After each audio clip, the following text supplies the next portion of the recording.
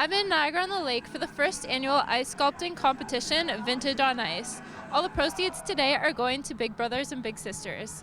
Bob Jackson told us all about the event. Well, today's event is something we came up with because, you know what, we have the Ice Wine Festival in January, we have everything that goes on in the spring, but there's nothing really that happens in February after Valentine's Day and Family Day weekend. So we want to do something for the community, for the families that can come out and have some fun, and this ice sculpting event is something that we came up with. I understand all the proceeds go to Big Brothers Big Sisters. Why that charity? That is our charity of choice. We've been associated with Big Brothers and Big Sisters for a number of years now, and they do just really great work. We have a lot of people in our company that are involved with that charity, and we want to do something else to help them out. Well, we had a number of sponsors that came out today, Chateau de Charme and Deloitte and Meridian and everybody else that was associated.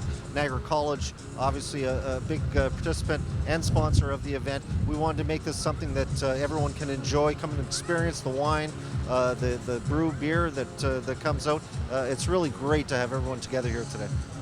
Here we're making a apple and cinnamon fritters. It's Granny Smith apples that are dipped in a beer batter and then dipped with cinnamon and sugar at the end. Yeah, everyone's pulling together. It's a big company, and we're pulling together for Big Brothers and Big Sisters.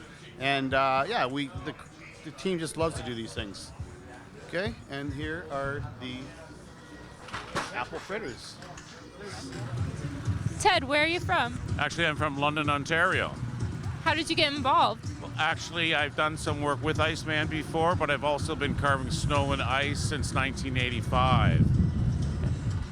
Are you having any difficulties with the wind today? Yeah, I could say so. Everything has, unfortunately, wind and sunshine are not favorable to ice carving.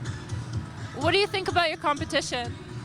About the competition, I think it's a great competition. I've been involved in many, and this one's very friendly, very open. They treat you very well here. Yes. They usually come up with a theme for their festivals. This one was heritage. Originally it started out as a stallion with wine kegs behind it, but unfortunately the ice wouldn't let me do any extensions or details, so it had to be modified, and ended up being a seahorse with a broken tail now because of the weather, and one keg. Mayor Pat, I understand you're a judge here today. What exactly are you looking for? Well, it's my first time doing this kind of a contest, so I think what I'm looking for is originality, see how intricate they are and how detailed, and that's pretty much it. So yeah, we've had the Ice Wine Festival, we've had Sparkle and Ice, we've had Days of Wine and Chocolate, and Niagara on the Lake is usually quiet in the winter, but we're working on getting it busier and busier and spreading the tourism season out throughout the whole year. Russ, tell me about your ice sculpture. It's the Rolls-Royce, the trade logo for the Rolls-Royce, the lady with a skirt and with a wind. No, I put a wheels with a wing so it deflects the, it's like a flying, it's a Rolls-Royce, what can you expect about Rolls-Royce? How did you get into ice carving? I'm a chef. And my hometown back in the Philippines, we call it Paite. It means chisel, and it's a wood carving capitals of the Philippines. So actually, one of my the second one, Fred, he's from my hometown, and we're both doing wood carving. Then become a chef, then doing all these edibles, eyes, you name it. I've been around Ottawa, Toronto, and I'm one of the pioneers in the competitions. That's why I know the technique. That's why you can see the actual piece is still intact, and I think the experience pays off. Eh?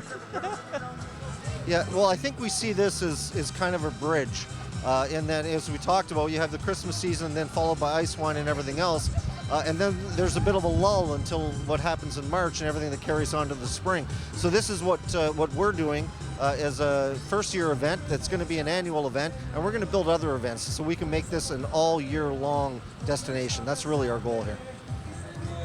Thank you to Vintage Hotels for supporting Big Brothers and Big Sisters at this very successful first event.